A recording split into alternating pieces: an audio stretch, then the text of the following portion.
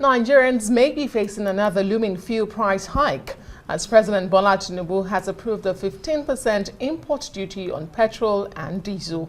President Tinubu gave the approval following a request by the Federal Inland Revenue Service to apply the 15% duty on the costs, insurance and freight to align import costs to domestic realities.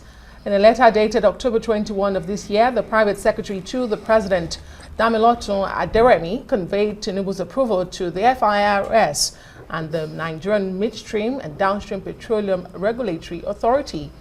With their approval, the implementation of the import duty will likely increase the current cost of a litre of petrol and diesel by an estimated 99 naira 72 kobo, pushing petrol prices to over 1,000 naira per litre for the majority of filling stations that rely on importers.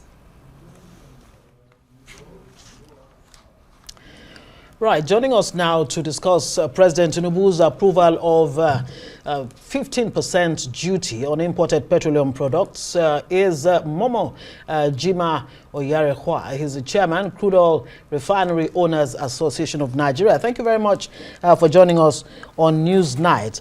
Well, some Nigerians have been reacting, especially market players. They are saying that, look, the suffering of Nigerians is about to worsen. But from the point of view of a refinery owner yourself, let's get your thoughts. And, how does this help refinery owners like yourself?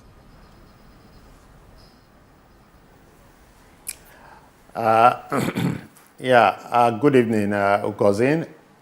Thank you for the privilege to be with you people this evening and to be able to speak to Nigeria about this. And I think most importantly, I have to thank Mr. President for listening to us in the refining industry. This a successive decision is making to enable the refining industry to work in Nigeria. And I think we really appreciate it. First was the crude, the Naira for crude, which of course we started advocating for since 2021, which he recently approved, and now with the duty on imported petroleum products. In fact, we, the crude refinery owners, we wanted an outright ban on the importation of petroleum products into Nigeria. I just need to paint a background around this. Last year, we had our first Quran summit. And in that summit, what did we say? We said that we wanted Nigeria to become a net exporter of petroleum products. We currently, in Nigeria today, we have about 5 private-owned refineries. And I usually will call the Dangote-owned refinery as the Odogo among us, because it's a very big one. And we have the modular one, which are the smaller refineries. We have about 4 of them, including ours at the OPAC refinery. One thing I have seen, the line went off. No, go ahead, please. Yeah. Go ahead if you can. The line went off. You're still live. Ahead. You're still live. You're still live. I didn't want to be back. You are still very much live. We can hear you, but hopefully we can, reconnect with Mr. Oyarekhua as he makes his points known on this. A number of questions have been asked as to the capacity of local refineries to actually meet Nigeria's 66 million liters daily demand. Of course, we know that the Dangote refinery presently has a capacity of 650,000 liters, right? Indeed. No, right. But of course, we've heard also that it's expanding, exactly. to double the capacity. But now the directive has been given, it's with immediate effect that enforcement should begin right away. Well, we've heard from a refinery owner who says, look, we've been asking for this forever. Of course, government says it will, stabilize downstream oil sector, strengthen local refineries and all of that. It does seem good, but in the short to immediate and long term, what are the impacts? Yes. Mr. Oyarekhua Okay, is back. we have Oyarekhua back. Yes, you were making your point. Please land on it. Yeah, so as I was saying, yes, at the moment we have these 5 refineries that are producing and supplying into the local market. And what we had advocated for was that allow these refineries to strive. So what it seems to be today is that the unhealthy competition we have had with the importers of petroleum products into Nigeria, this will more or less ameliorate the fears and the unnecessary competition we are having. With Dangote, I think in his last news conference also, we heard him saying at every point in time, he has about 1 billion liters of petrol products in his tank, and is able to supply into the market. And with the support of the modular refineries and all of that, we think there will be sufficient product for Nigerians to buy.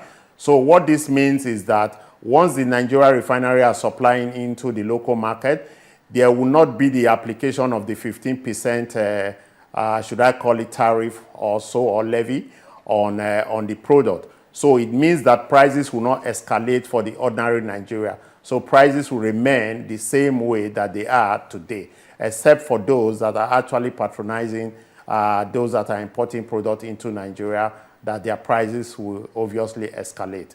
So for us in the crude oil refinery, Koran, we call it in short, it's a welcome development, and we thank Mr. President sincerely for actually doing this. Great, Mr. Jima.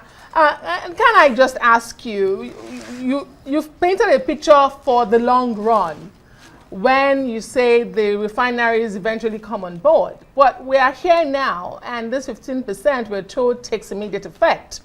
My question to you is it necessary to tax the Nigerian people to protect producers just as you? Is that the only solution to discouraging importation of petrol if we already can meet local demands, as Alhaji Dangote has told us in the past, the Odogu as you call him? Was this really necessary? Yeah, I did not say when the other refineries come on stream. We currently have 5 local refineries in operation. And this is the Dangote refinery, the OPAC refinery owned by us. We have the Watersmith refinery, we have the Arade refinery, and we have the Edo refinery. All of these refineries, they are currently in operation.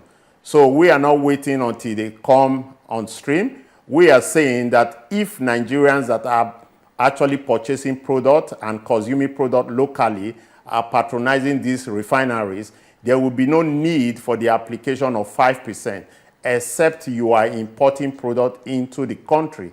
That is only when 15%, that will apply to the petroleum product that are imported into the country. Okay, so and just to add that even in the sector today, we can see the effect and the impact of we producing product locally. Since Dangote came on stream, you can see that the price of Forex has started coming down. And these were some of the things we were advocating for. We were saying that, look, if local refineries are supported, what will happen? Because about 40 to 45%, if not 50% of our foreign exchange was actually in the past spent on importing petroleum products into the country. So what happened was that immediately Dangote came on stream, and with our smaller refinery supporting him, what you have seen is that FS keeps dropping. Even till date, it's still dropping. And outside of that, there are other advantages. There are local jobs that are being created. Outside of that, you can see there will be investment into that sector. People will now start coming into the refinery sector. So there are a whole lot of, there will be energy security too. Because let's assume there is a war in the world today or something happened, people cannot actually import product. What is going to happen to Nigerians? Are we going to start, do we want the country to be dried of petroleum products? So it's only when we produce locally, that is when that will be self-sufficient. And we are also able to export to other countries to ensure that we end the foreign exchange that is associated with export. So this is what it is. Okay, Mr. Momoh Jima Oyarekhua, Chairman, Crude Oil Refinery Owners Association of Nigeria. I just had to resist the temptation of asking about, the issue of feedstock. That has been a problem. And how do you get, feedstock? We're hearing that it is an issue. But we have to let you go. Thank you very much for joining us on Newsnight.